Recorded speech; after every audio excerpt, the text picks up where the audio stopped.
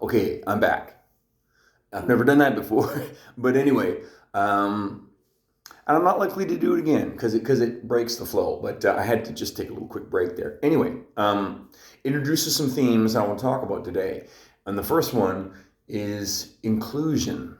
Because when I'm talking about loving, right? Loving, my mantra, loving, healing, evolving, dreaming, right? As a mantra, it's also for me a process of opening into inclusion, right? So loving as the prime energy reality is basically inclusion of self, inclusion of total self.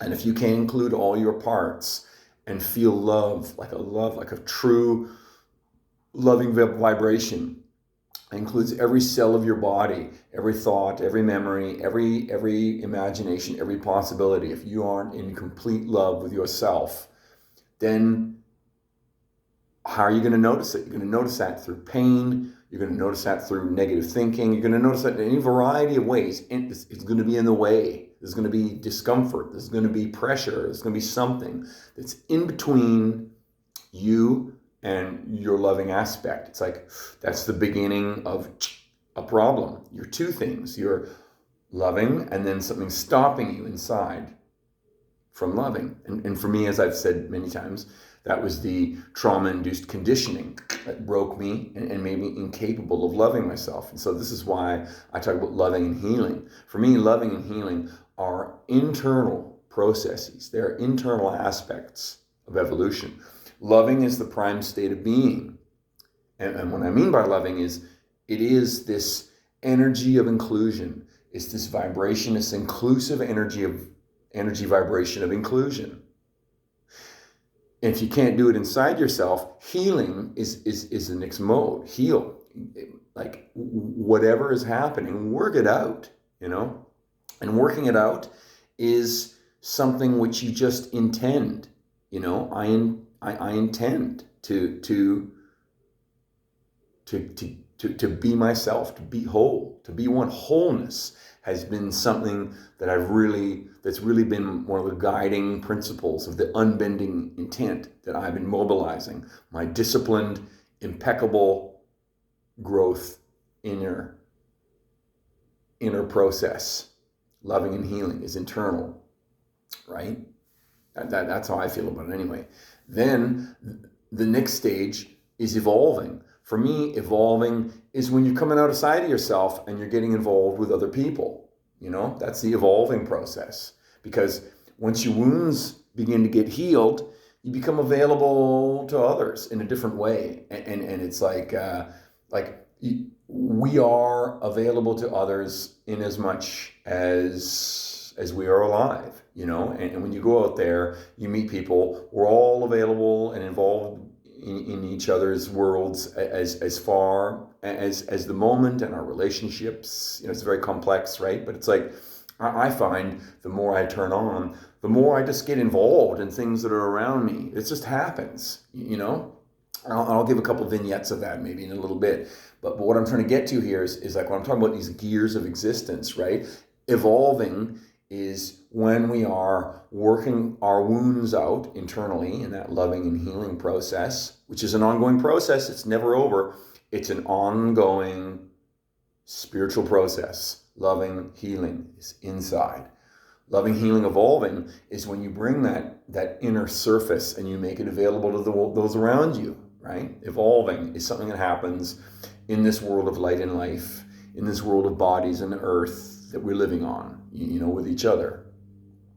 And then the final and so that's a different kind of inclusion. That's when you begin including the whole world in this loving healing process. Include the world. And that's where my work in mental health and addictions is. I'm just so thankful that I can be in it because it is an evolving process for me. I get to be involved in other people. I get to be available to people and bringing my loving and my healing presence, this process, I bring it into the presence of people who really do need that. And that for me is evolving because I'm working with them and helping them. I'm including everyone in range, everyone that I can possibly be in connection with. And that is why this again is super important. Reaching out to you here, because being vulnerable in this way is a practice which keeps me from collapsing inside into like a self-absorbed abstraction the way it used to be for me. This is a practice. This is a discipline. This is me ensuring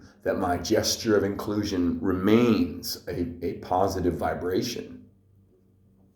But that's not the end of it right there. The highest realization that I can perceive is dreaming. Dreaming is when we arise to the inclusion of the infinite in our being. And that is the ultimate. And it also brings us full circle back to just loving. Because when we're in presence of infinity, when we're in presence of that dark eternity that we can never perceive, that's outside of our perception forever, and yet it is implicit in every moment, this is the release of certainty, which imprisons us inside our minds. And at that point, dreaming is relationship with the infinity. And it's possible through love. Loving, healing, evolving, dreaming. Dreaming is the final inclusiveness, because you include everything you can't know. And that includes fear and uncertainty and darkness and all the things that we cannot know. And you just accept it and realize that you're just a piece of manifest, whatever the universe is. So that's why this is important to me. And that's also another reason why I'm doing it. I'm offering this here. I hope eventually this is a dialogue. I would really love people to respond to me and create a dialogue. You know, that is important to me. That's what inclusion means. This is a gesture of inclusion for me, you know? So I'm going to throw a couple vignettes toward you. So a couple things that happened to me over the weekend. So I was out with a friend of mine, one of my music friends. We were playing music down in the park. It was absolutely beautiful. I'm not going to name him here because he doesn't give me permission to name him, but I'll just call him the Seal. He's the Silver Seal. And so the Silver Seal and I were playing some music, and there was some incredible moments. There was some definitely bright and shining pieces. And then we went for a drink later because we both love the pub. We both having a couple of drinks. And where I go is the Churchill. It's my favorite place to go at the moment. So we went to the Churchill, and we're having a good time. We're having some laughs and stuff. And lots of people were coming in. It was, the middle of the evening on a Saturday night. And we spotted this group of women, 30-somethings, I suppose, 30-something women. They all had these wacky hats on, right? And we began speculating, what's up with these hats? The waitresses talking to us, like, what is up with these hats? My theory was that it was a wedding. And the waitress was like, I think it's a birthday. It's a special birthday of some kind. And so we talked about that, but it wasn't really a main part. It was just one of the, when you take it in the environment, there's all these things going on in the environment. So time went on. They're still there. We're still there. Finally, it's time for us to go. And I was like, you know what? I'm gonna ask them about this. I want to find out about these hats, right? And so on our way out, I stopped by the table, and I politely asked about the hats. And indeed, it was a wedding. And so here I am. I've just come off of music. I'm just in an ecstasy. I'm in the best mood. Had a couple of drinks, been spending time with my friend, having some laughs. And I was like, if I may ask, ladies, what about the hats? And they said, it's a wedding. And then one of them said, have you been married? And I said, yes, unfortunately I have. And she said, got any advice? Ooh. And that was a moment where I was like, ooh, this is a moment here, right? And so I paused.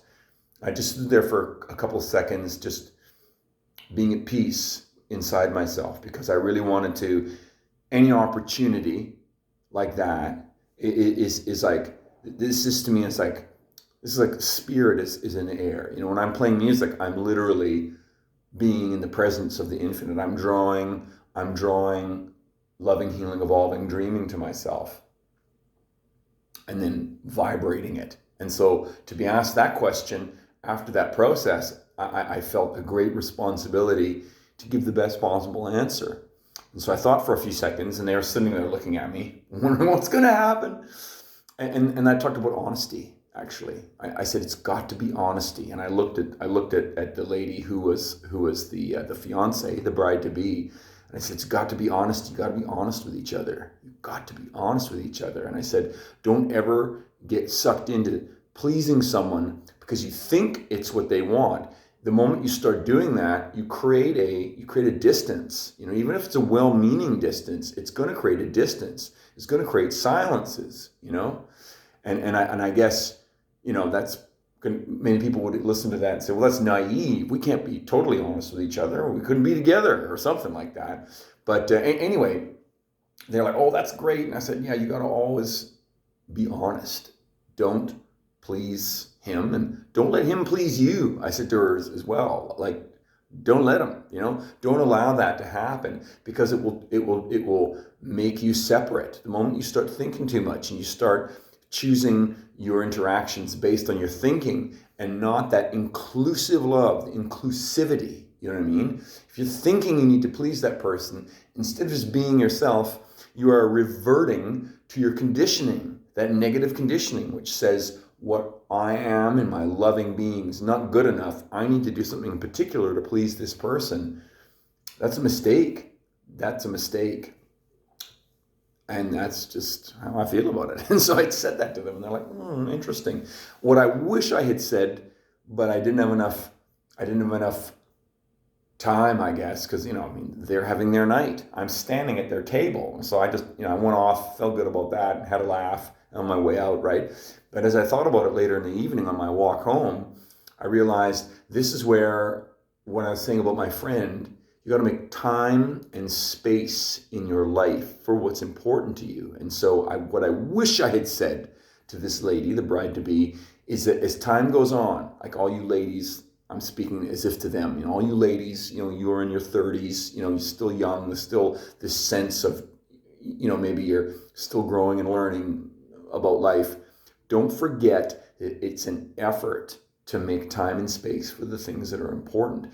And I think a lot of relationships fall apart because people don't respect the fact that, like, you need to work at it. And work doesn't mean like some kind of like, well, if you got to work at it, it's not true. It's like, no. Work is merely the most effective and abundant deployment of your energy resources. And so why not work to create time and space for the people who are important and for the activities and experiences that are most nourishing. And so if you've got a love relationship and you've discovered an incredible love connection and you're willing to, commit your lives together. And of course, marriage is a whole other topic. It's a whole contractual thing. It's a weird topic, but in terms of a love journey that people are taking together, right? First of all, that honesty.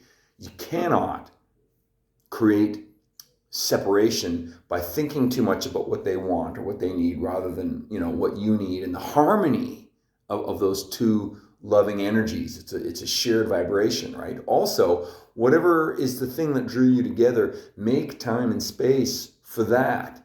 Don't let the relationship change you. Don't let the kids change you, or the domestic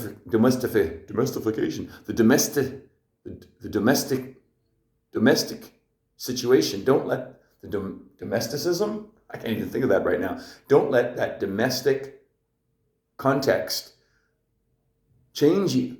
You know what I mean? You've got to make time and space for the things that are important. Whatever is the best thing that you share, make sure that you're making time for it, making space for it in the frequency that feels right for the two of you. You know what I mean?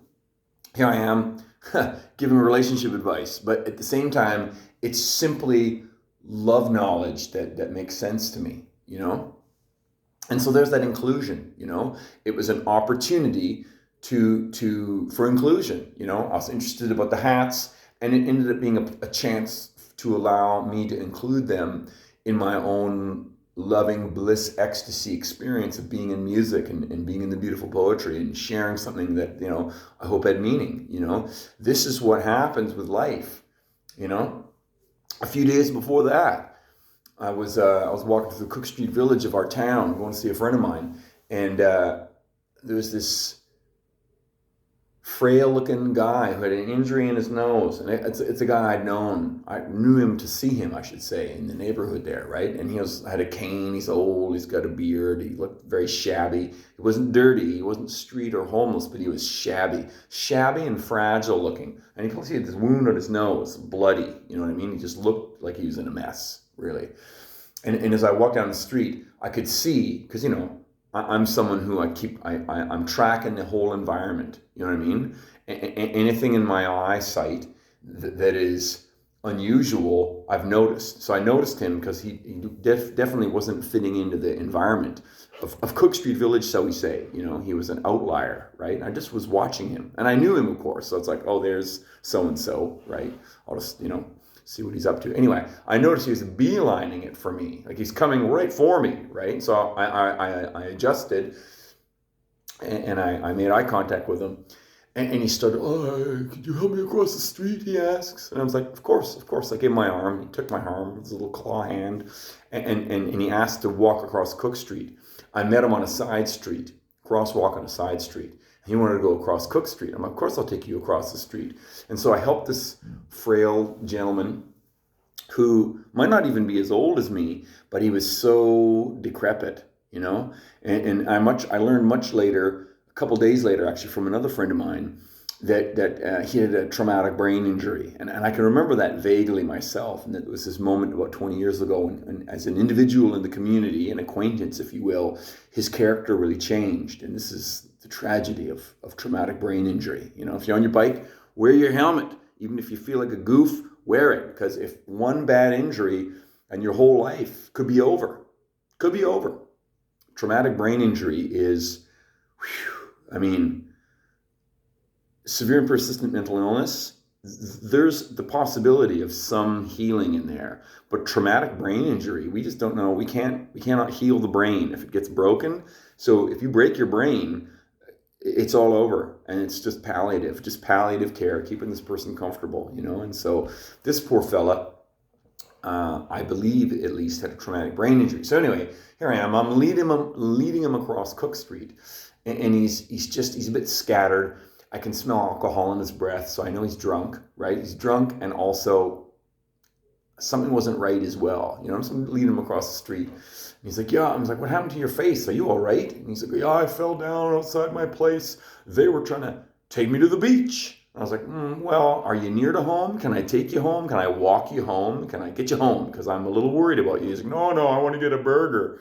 I'm like, all right, where are we going? Right? And he's like, this way. And he pointed with his cane down the street. And we started to walk towards the local pub, which is the Beagle. And I'm like, is it the Beagle you want to go to? Is this where you want to get a burger? They do a good burger. He's like, no, I don't want to go there. I'm like, well, where do you want to go? He again points his cane down the street, and down there's like Thunderbird, I believe, or maybe it's changed his name. There's a little diner there. It's like, do you want to go down there? Is that where you want a burger? And he's like, that way. And he points again, and he's pointing in the direction of the pet shop. I'm like, that's not a restaurant. He's like, oh, I'm like, where do you want to go here? I'm confused, right? And so he's like, oh, let's just go back across the street here. As we go across the street, he seems very confused. And I was like, look, man, you're just a guy on the street here, but I'm really concerned for you. You say you're all right. Just let me ask you in a very formal way if you're going to be okay tonight. If you tell me you're going to be okay, I accept that. And this is me with my healthcare hat on, right? Here's a person who's like, doesn't seem to be quite right. Their faculty doesn't seem to be there. He seems very frail. He's got a cane. He can't walk very well. He needs help across the street. He's got an injury on his nose and he's bleeding a bit. I'm concerned for him. At the same time, he's an autonomous member of the community. There's only so far you can go. And so I just really laid it out. I was very, very clear. And he's like, no, I'm going to be fine. I'm like, okay, thank you. I'm sorry for pressuring you to give me that response, but I just needed to hear that in order to be okay. And I said, so where are we going now? And he's like, back up this way. And we walked back to where he met me. So we basically did a box pattern. We went across the street, down the street, back across the street to the side of the street we were on, and then back up to exactly where I met him. He goes, this is where I'm going, which was Bubby Rose's. And he's like, this is where I'm going to get a burger. And in my mind, I'm like, what was that? We just walked. We just did a circle, basically. He came up to me, and I walked him in just a circle, a squared circle. And then I'm like, oh, you going to be okay? Good. And I wished him well. And away he went in there, right? And as I walked away, I was like, what was that? Why did that happen? He was at the place he wanted to go to. I don't know. I can't answer that. Except at that moment, I was feeling really, really good. I was just feeling so good. And first, it made me miss work because I've been off work for a little while. Made me miss work because I just helping it gives me such a good feeling. But also it's that aspect of when you are loving, healing, perhaps evolving, dreaming in your own way. When you're open to that, when you're inclusive in that way to the world is transformed. As Beck once sang, change your heart and look around you. Change your heart, it will astound you. That was Everybody's Got to Learn Sometime by Beck. Beautiful song. And it's absolutely true. Change your heart. And in my language, that's loving and healing. Loving, heal yourself, and then when you return, when you've been in that process and you engage the world, life is different. Then you're in an evolutionary, evolving process with the world around you. Or better yet, you're in a dreaming process where you're just living a dreaming reality with the infinite, of whom all individuals, everyone we meet, including ourselves, we are nothing but the masks and the surfaces of infinity all around us, and so the further I go in this journey, the more I realize that that's the world that I want to live in, and that's the world that I live in and create. And so I'm a co-creator with whatever is coming my way, whether it's a bunch of ladies with crazy hats in the bar, whether it's this shabby, hurt-looking, vulnerable person on the street. It's like, I don't know, I'm ready. I'm ready. And I find that especially people who are vulnerable, they sense that, you know what I mean? And I have lots of interactions like that where people are going to, come and get involved with me for whatever reason. And I'm available, you know what I mean? I'm available. And likewise, this practice of vulnerability that I'm sharing with you here is that I'm hoping that eventually it's going to be a community. And by a community, people who maybe have the same questions and same interests. Maybe something I say opens something up in you, and then we can have a dialogue about it. And then that becomes part of what this is as well. I would like this to stop being a pure monologue and be like a dialogue, be a dialogue. Like on Saturday when I was playing music with my friend with the Silver Seal, he, at one point I was telling him this story about this young fella I met in the bar, same bar, the Churchill. This is going back a couple months back. I was there with my other friend, the firekeeper. And see, I'm never going to say anyone's name on here. I'm always going to give my sacred nicknames. You know what I mean? So the Silver Seal is the guy I play music with, and the firekeeper is my oldest and best friend. And so I was going there to meet him one night, and I met this other young man. Just like, again, I'm just living my own life, doing my own thing, loving and healing. And I come to the bar and like evolving and dreaming. I'm out there in the world there, and I get to our place, which is this round table in the corner. I love it because it's got that kind of Knights of the Round Table quality, It's a round table. I love it. Anyway, I get to the table. Waitress is going to bring me a drink, and suddenly I look at the end of the bar, and it's this young man is like staring at me, and he just followed the eye contact and came and began talking to me, and he stayed with us the whole night, and it's close to his name, but not his real name. I called him Little Benjamin Tiger, and I mean. He's a story in himself, and anyway, the Silver Seal and I on Saturday night were prior to the moment with the ladies with their hats when we were out there playing. I mentioned him a little bit because I'd interacted with him that night, and it was another moment where like it was an unexpected interaction with someone, and he was having troubles in his life and questions, and I he was only 32, so he was just really beginning the dark journey, his own inner dark journey. And that would almost be another podcast talking about that moment with him. But I really felt responsible to try and give him something useful, you know what I mean? And so I was relating this to the Silver Seal. And he's like, well, why don't you sing about him? I was like, let's do it. And so we launched into a song piece that was me singing the song about him, you know?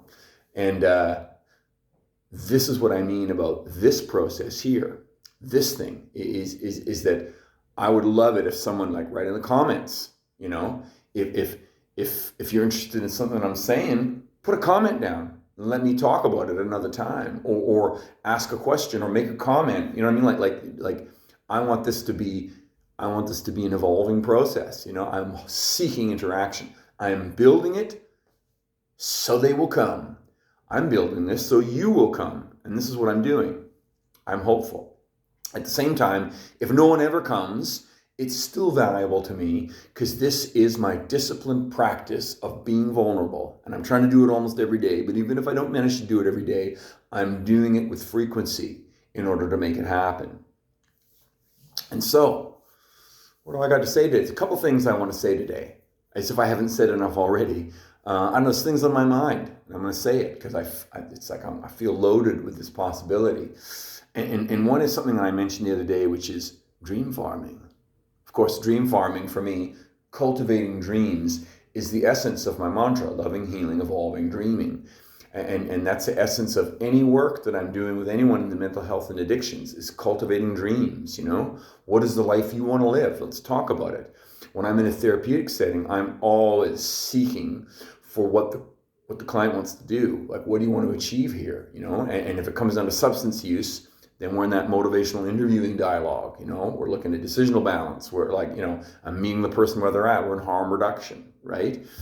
With mentally ill clients, it's helping them in with the distress of what's going on inside, possibly the voices, whatever it might be, and then helping them into just feeling good. And then what can we build out of just feeling good, out of that rapport, the rapport created by unconditional positive regard, what we call in the field. But what unconditional positive regard is loving unconditionally the person that you're with.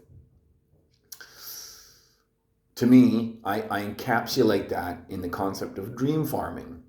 Dream farming. I want to add another term now, because when I play music, because it's my art, that's dream hunting. And in fact, our music group is the Dream Hunters, because I am a dream hunter. I am a dream hunter. And my friends are also dream hunters. If you got a creative thing that you do, I'd suggest to you, if you've been following along and you see what I'm saying, you might be a dream hunter as well. Dream hunting is like a different process of like loving and healing. Loving and healing is like an inner process, you know. Loving, healing, evolving is like, to me, getting involved in other people's healing, getting involved with what the world of light and life creates, you know. This is dream farming, turning the earth, cultivating a beautiful environment. It's slow, it's steady, it moves with the seasons, you know? It is predictable in some aspects, you know what I mean? This is what this is, in fact. I'm sharing with you my logical and rational side, my first attention side, my tonal side, you know? It's my nawal, which draws me here, if you will. It is my second attention. It is the unmanifest, whose sacred gravity I feel in the urge to be present here in a vulnerable way to you, with you. And in this context, dream farming, cultivating, invokes loving, healing, evolving, dreaming for me. That ongoing spiritual process, right? The dreaming piece, though, is dream hunting. My music, our music, we are the dream hunters. I'm a dream hunter. I'm also a dream farmer. I've got both. By day, I cultivate dreams in the dream farm. By night, I'm a dream hunter. And what I mean by that is, when I'm playing music, I am literally seeking the beautiful poetry, which is to just dance with the unknown and be with the unknowable, and then just feel the beauty and allow it to resonate and wash me with ecstasy and bliss.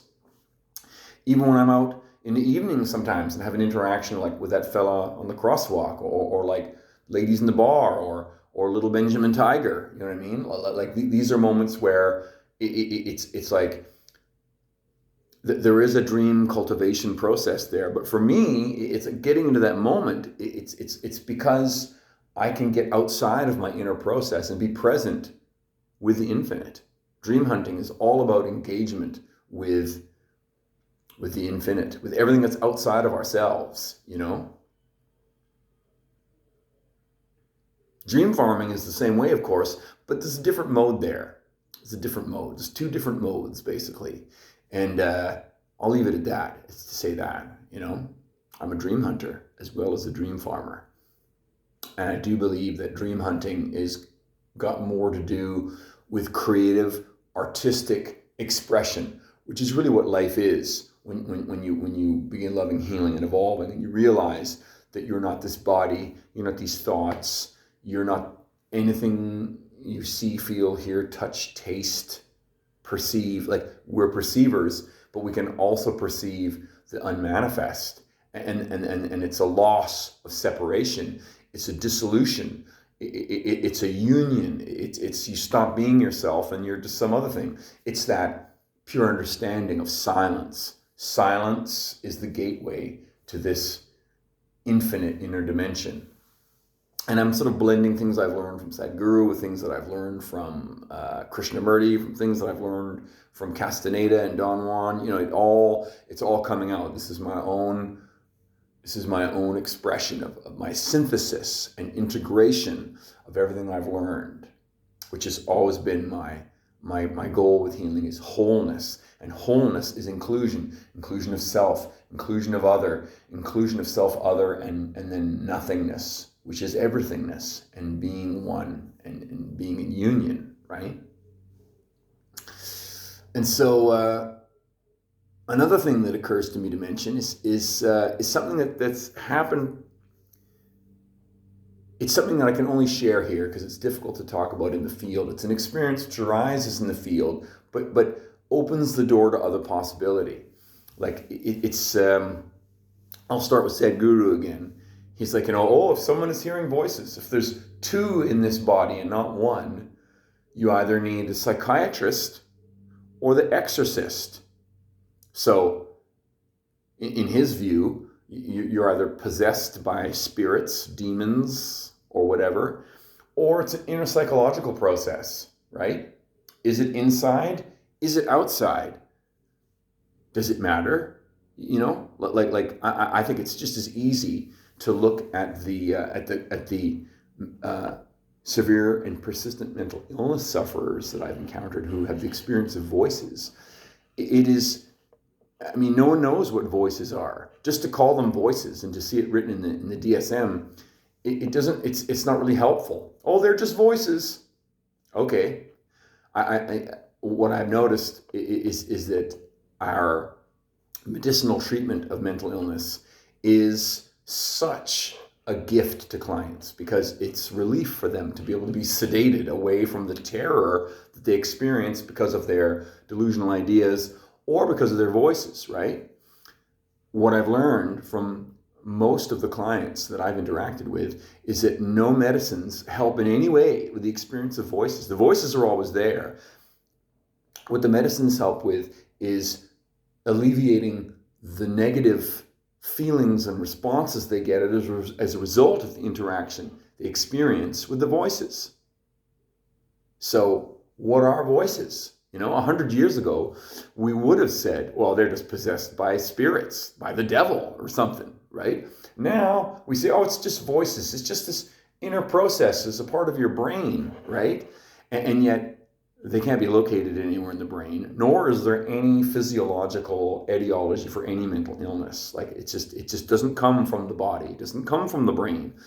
What happens in the brain is a byproduct of what we are creating in a kind of existential sense. And yes, you can break the brain. And yes, you can manipulate the brain, and therefore manipulate someone's consciousness, of course, right? Like with drugs, whether they're pharmaceutical drugs or psychedelic other drugs, shall we say. We know we can affect our chemical states. Of course we can, right? But what is it exactly that we're talking about if someone's got voices? It's like, do they need the psychiatrist or do they need the exorcist, right? Like, do either help? because it's not helpful to say to someone, "Oh, you're just troubled by spirits." Like that's not helpful now in our society because there's no means to help them. Oh well, right? And yet equally, from the psychiatric condition, just say, well, we're just not going to talk to you about those voices, or just ignore them, or let's treat you as CBT and treat them as an aspect of your mental process. You know what I mean? That can have some benefits, but the benefits are in learning not to listen to them. I suppose. I mean, this is very complex, and all sorts of studies are going on. I'm not trying to convolute our understanding of this from a scientific psychiatric perspective, but being in the field with clients is to experience someone who is living in a magical reality. They are living with the infinite, and it's their broken thinking process which is tormenting them, because it's how they're understanding things. Like I said, if someone who's got voices, if they don't have the broken delusional ideas of who the voices are, perhaps those voices are a novel or a play or something. I mean, we don't know. They don't know. Who knows what it could be? But it's because of their delusional ideas, their fixed ideas, the brokenness of that mostly trauma-conditioned stuckness that they're experiencing, that makes the voices tormenting. We all have voices. We get the voices of our parents speak. We get the voices of our relationship, the voices of our friends, our own voice, voices of people who we read in books. Like there's all sorts of voices that are happening inside of us. We just realize that they're byproducts of our psychological process, and we don't think of them in other radical ways. We don't imbue them with a magical thinking, right?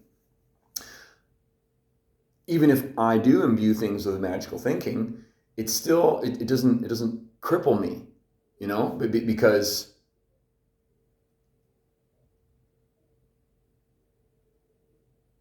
because when you make a spiritual discovery inside, when you're in a spiritual process, loving, healing, evolving, dreaming is what I call it, silence within.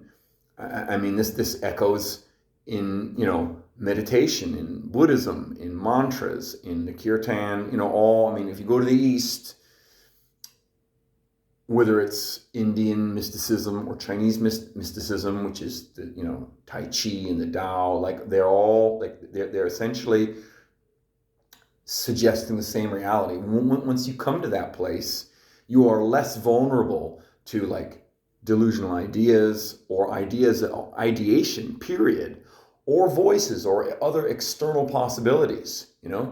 Anahata, I think back in 98, 99,000, I began to have that expanded spiritual experience. I started to hear things, and I wasn't ready. I didn't have the sweetness of emotion, and I didn't have the discernation, because my mind was a prisoner of my broken trauma-induced conditioning. It just created a fear, danger situation. But now, 20 years later, 25 years later, as the case may be, I do have sweetness of emotion, and I hear things all the time. The difference is I can understand that it's this experience, and I've felt that anahata. I went through it a few years ago where I was hearing things all the time, and it's okay. It's okay. And rather than being tormented by them, and the torment, by the way, comes from your inner lack of sweetness of emotion, right? If you got fears and doubts, whatever's coming at you is going to have that flavor. It's going to have that character. Whatever the world is, it is going to be to a great degree conditioned by how you feel about it. So if you're going through something which is bad, start with yourself first. If you get caught up blaming this other person or arguing with someone else because you don't like what's going on, start inside. Find why is that so triggering for you? I think you're going to find that it's a loving, healing issue inside you. So do some loving in the healing. And if the person is still unpleasant, just move away from them. You know what I mean? It's as easy as that. And if you can't move away from them, then cultivate a different perspective, This is my solution. And it's not a fixed state. It is an ongoing process. You know what I mean?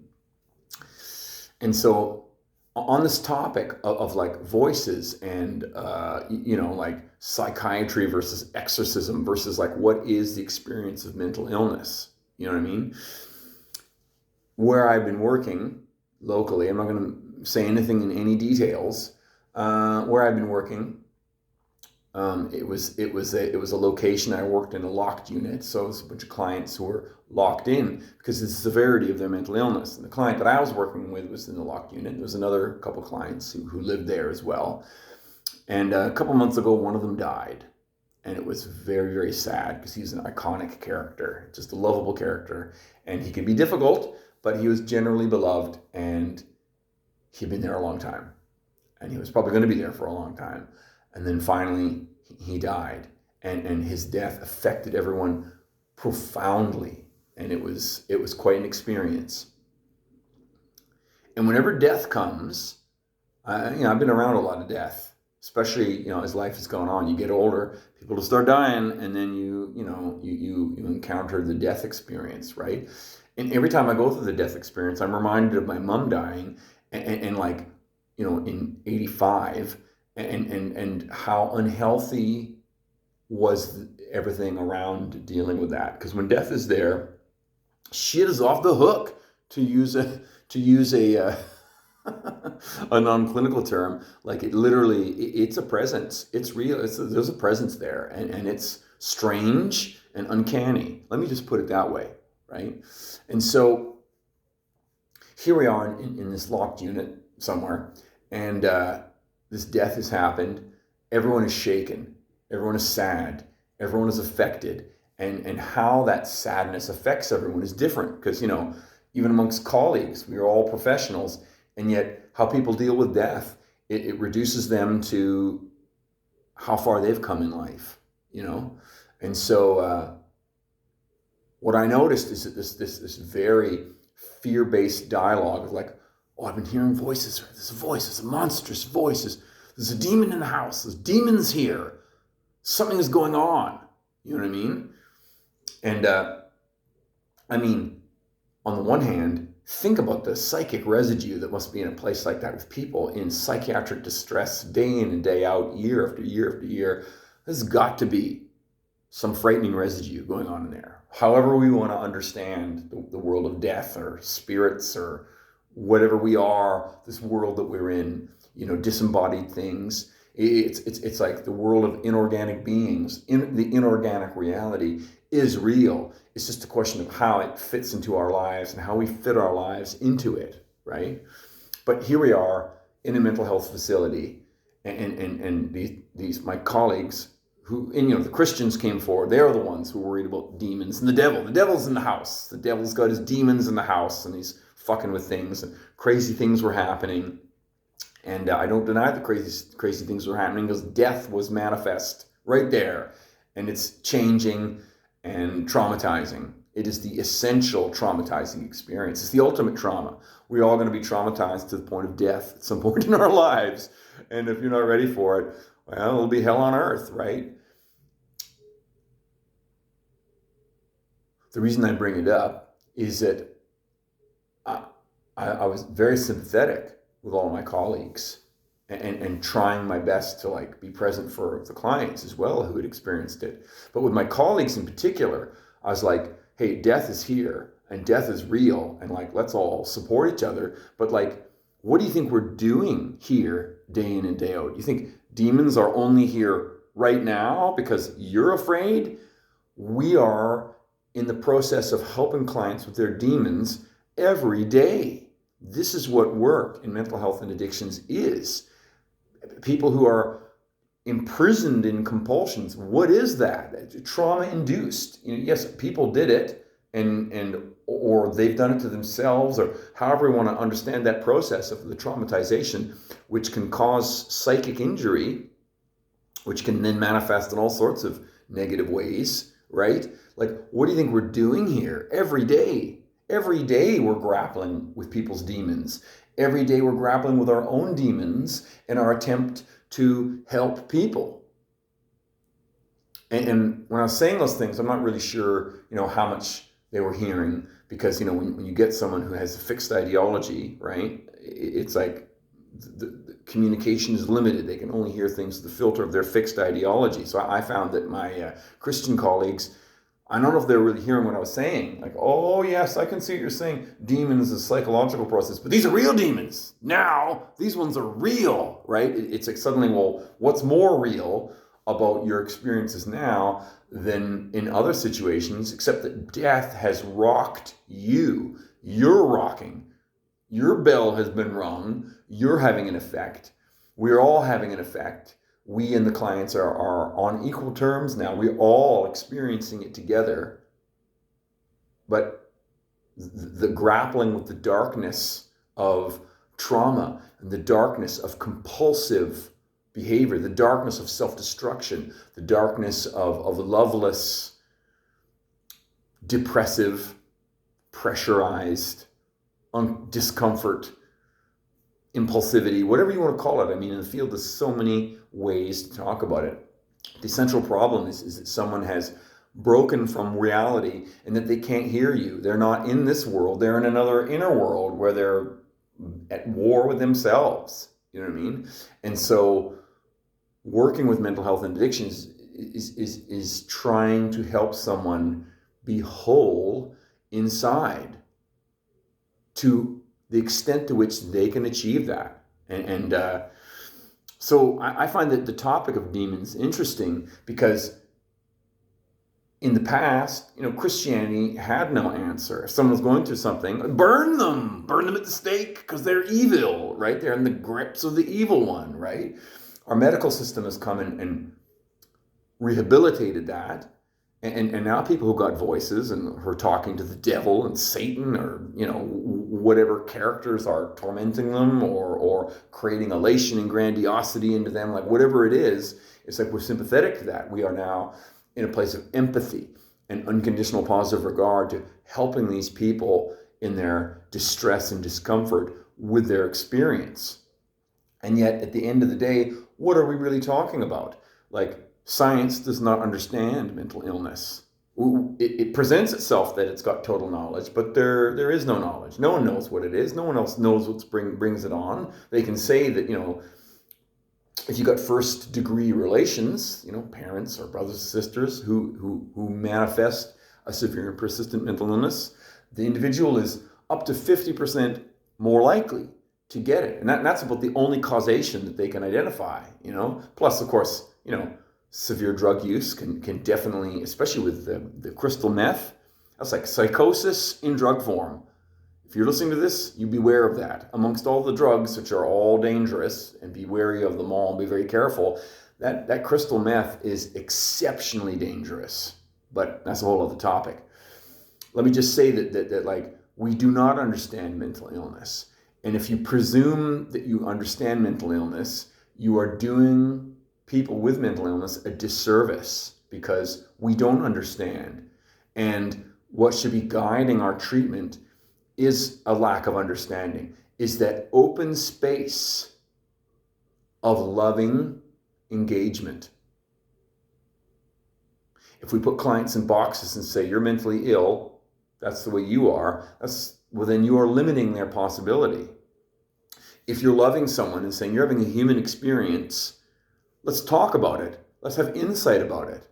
Then the possibility is there. And that's what guides my practice. And I'm very good at what I do because I'm devoted, which is to say I've got a loving devotion towards the people I work with. And in fact, as I've been trying to say to you, my loving devotion is now expanding in an inclusive way, just to include people I meet on the streets or in the bar or whatever. Like, I'm just trying to bring loving, healing, evolving, dreaming into every moment of my life. I want to live it every moment of my life because there's no time and there's no telling when death is going to come, and I want to be ready.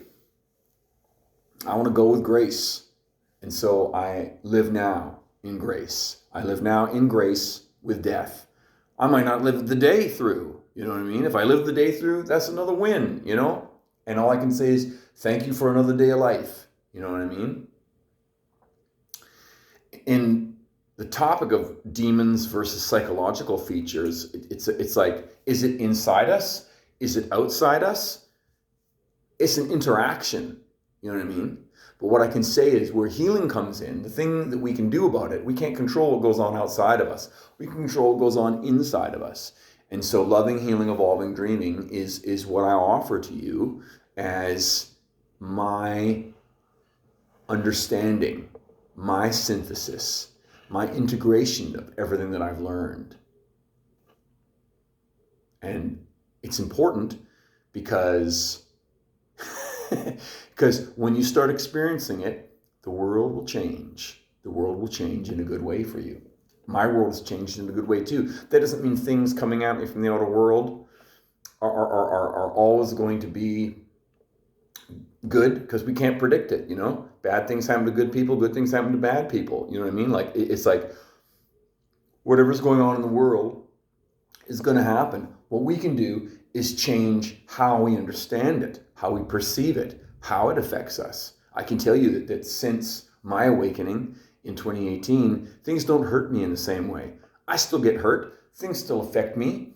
But loving, healing, evolving, dreaming means that whatever's coming at me is part of my spiritual process. It's part of my flow state on an ever-increasing capacity, an ever-increasing scale.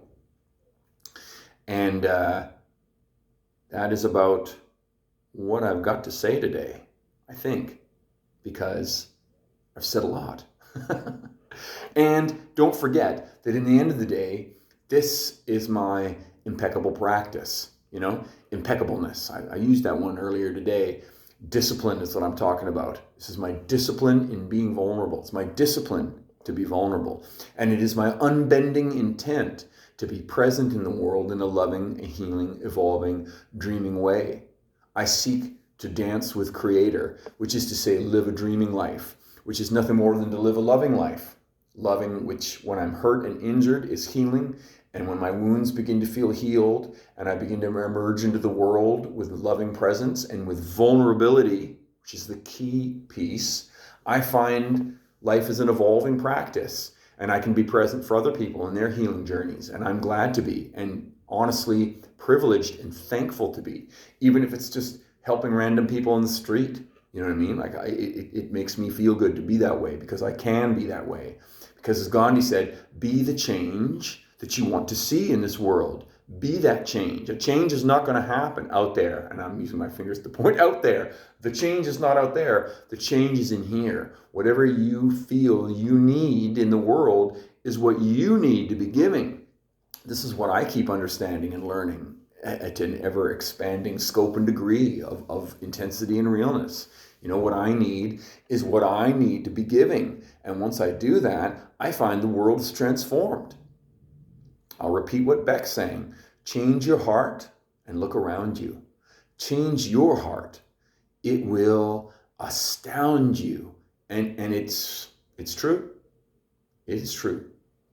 So this is my practice of vulnerability. And when I say practice, it's not like, oh, I'm just practicing on the ball court. No, practice means every day I am working on this. This is the living realization of my energies. The best use of my energy is to practice vulnerability in a disciplined way. And my unbending intent is to vibrate in this way in every scene that I am in until the day when death takes me to be with Spirit forever, whatever that looks like.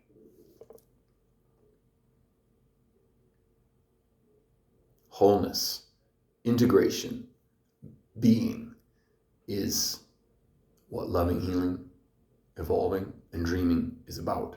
I hope something has resonated in you today. I hope eventually this is a dialogue, not just a monologue. At the moment, it's got to be a monologue because I'm on my own. This is my solitude. This is my solitude. It is my discipline to be vulnerable in my solitude. It's something I work at. I work at it because we need discipline. We need some energy of effort and devotion in order to transform our lives. And this is mine. On that note, be well and keep reaching, because when you reach, you will allow the Spirit to meet you in the middle, because Spirit is always descending in our lives. However, if we're not reaching for it, we can miss it. So keep reaching. See you next time.